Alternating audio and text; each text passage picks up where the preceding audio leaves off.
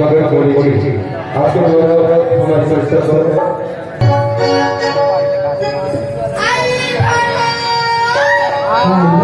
सारी काये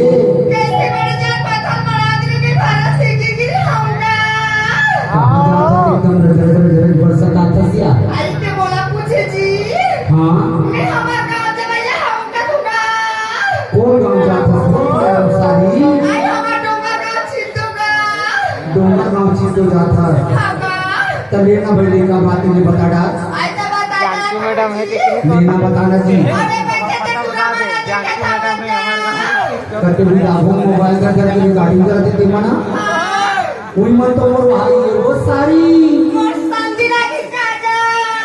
मेरे संगीत के लिए ओके संदिला तो फाटो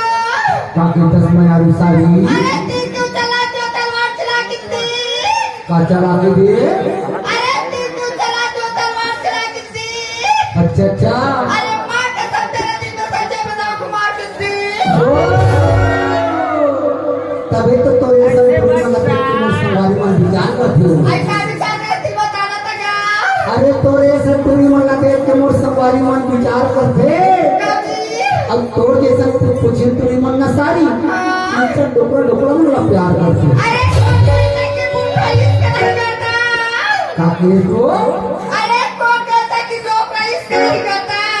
अच्छा अच्छा अरे इसका नहीं चाहिए मगर इसका नहीं